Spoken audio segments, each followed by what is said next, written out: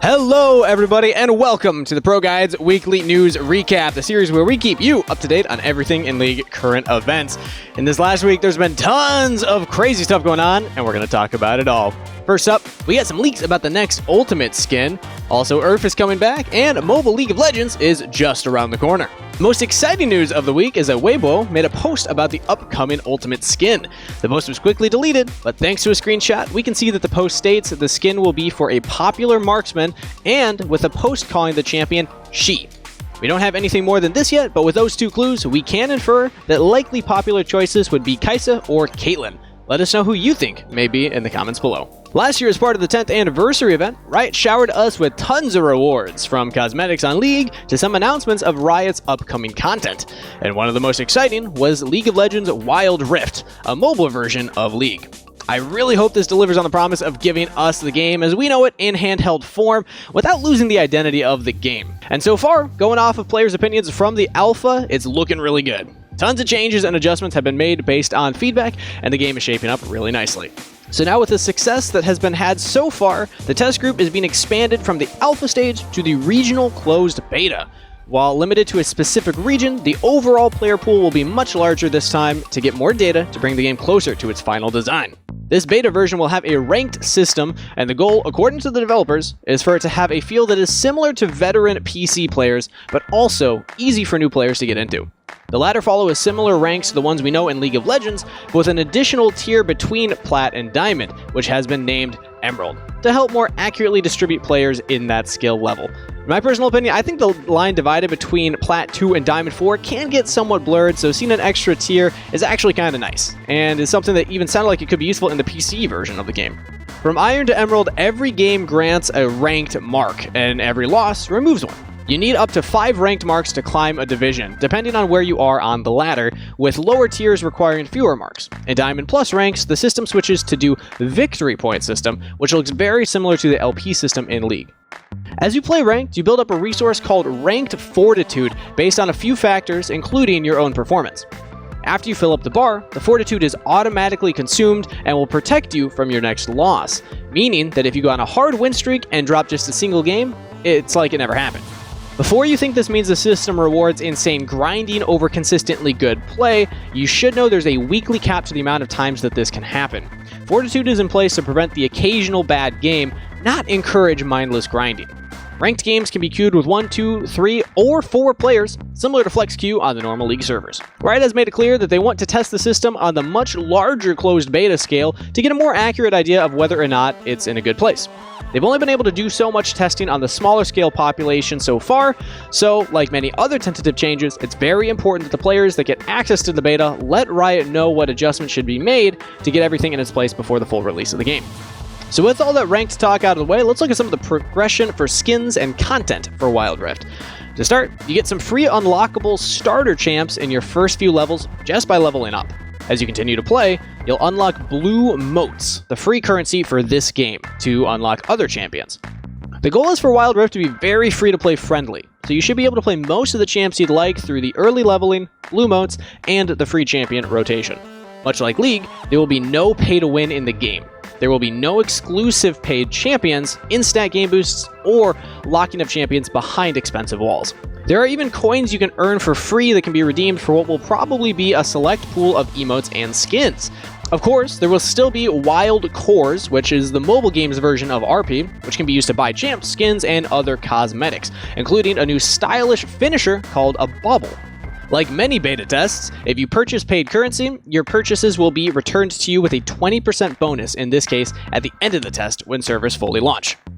Now, looking at champs and gameplay. The game obviously has some major adjustments that had to be made to make it playable on mobile. Many quality of life changes have been added, such as the camera automatically panning for longer range skill shots, or an inset camera showing your long range ults such as Ziggs and Ezreal when you can target a champ on the other side of the map. These and many more changes are being made to make the game feel smoother and like you're experiencing League itself, not just a mobile knockoff. As far as the champ pool, it is currently limited to a much smaller pool than we see on PC, but with the beta, Mundo, Sona, Jarvan, Singed, Varus, and Amumu will be added to the game. For those of you wanting to get into the closed beta, you'll need to be patient. Remember, it's regional and will only be available in the Philippines, Indonesia, Singapore, Malaysia, and Thailand at first. Eventually, the beta will be opening to other regions, so be sure to sub to the channel so we can keep you informed and you don't miss your chance to be part of the awesome experience. Speaking of things coming soon, Earth has also been put on the PBE for testing, so that'll probably be the featured game mode for the Worlds event. So get ready for some fast-paced fun.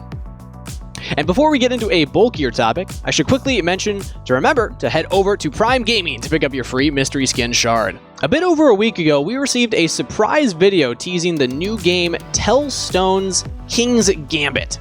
And now, we've been given a full tutorial. It's a competitive game of bluffing for either 2 or 4, but not 3 players. The first to 3 points or whoever resolves a boast wins. To play, you need the 7 stones, each adorned with a unique symbol, a playmat, 2 score counters, and 2 player reference cards, all which come with the game when you buy it. You start off by putting a random stone face up in the center of the mat and a score marker on each player's side.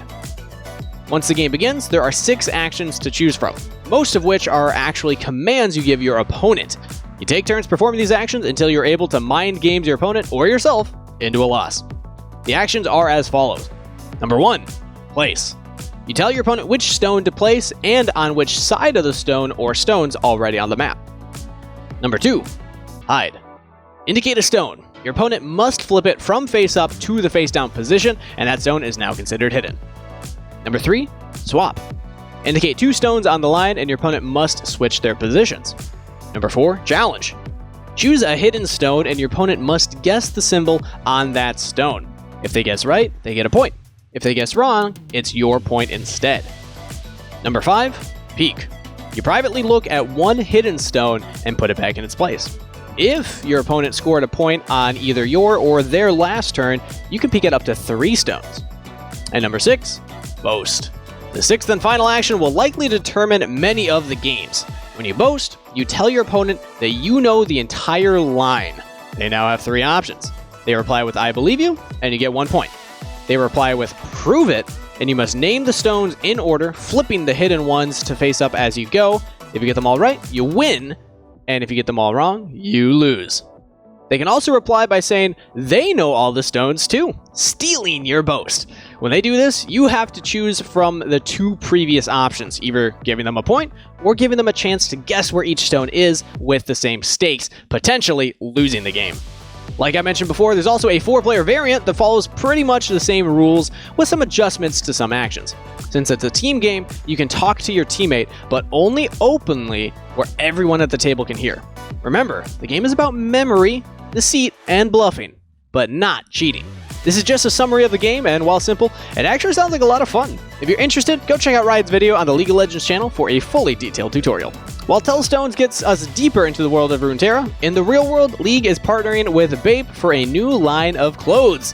Be sure to check that out in retail stores or online at aape.jp. In other news, a Reddit thread has recently brought light to the fact that Samsung's 2017 roster hasn't received money for their skins to this day, according to QV. He says the Core JJ and Crown, who have played in NA, have gotten their slice of the pie, but the rest of the roster hasn't seen a dime. While this may spark outrage, before you jump down Riot's throat, the commentator tries to explain the situation with a bit of logic, saying, after Worlds 2017, Samsung Galaxy was disbanded and the roster/LCK spot were sold to KSV Esports. Since team organizations handle player salaries, Riot North America and Korea probably pays the orgs, and the org deposits it to the correct player's bank account, which would make a lot more sense than Riot gathering everyone's bank info. But because Samsung Galaxy didn't exist anymore, Riot had to directly pay the players. While Riot NA was able to pay out the players living in NA, Riot Korea may have had complications and legal issues with Korean law that prevented them from doing the same. So, with that explanation, let's try not to give Riot too much flack, but at the same time, I do hope these players get the money that they deserve for winning that Worlds title. And speaking of Worlds, we have a few bits of news for that too. If you haven't already, be sure to check out the official World Song Takeover to get yourself hyped up for the premier event of the year. And with Worlds coming, so is a new event pass, and this one surprisingly has been calculated to be much worse than last year's. On the surface, it offers more tokens on the pass itself through missions, but due to it lasting 15 days shorter than last year's pass, it will take much more grinding if you want to unlock the majority of content. In fact, to get both prestige skins, which will cost 4,000 tokens, it would take 290 Summoner's Rift games, or an average of 7 to 8 games per day for the entire event, assuming you win all the games, of course. And that's if you just want the 2 prestige skins. Don't forget that there are usually tons of other options, such as chromas for champion skins, icons, ward skins, and more. Apparently, this could be due to trickling down effect. It's rumored that Spirit Blossom was delayed, and so in turn was PsyOps, which is why the event will be going on even as the play-in stage starts this coming week. Hopefully, Riot will hear this feedback and do something to lighten the strain on those that want to grind for as many rewards as they can without burning themselves out in the process. I, for one, would appreciate it. And one last little bit of news. Bose has officially partnered with Riot Games, meaning that going forward, Bose is the official headset of all League of Legends global esports. Seems like Riot is just making new partners left and right. More money in the company means more resources towards a better game. And that is all the news we have for you this week. Be sure to sub to the channel so you can stay up to date with all the videos and know what's going on in and out of the game with League of Legends. See you back in the next video, but until then, good luck on the Rift and stay safe, everybody.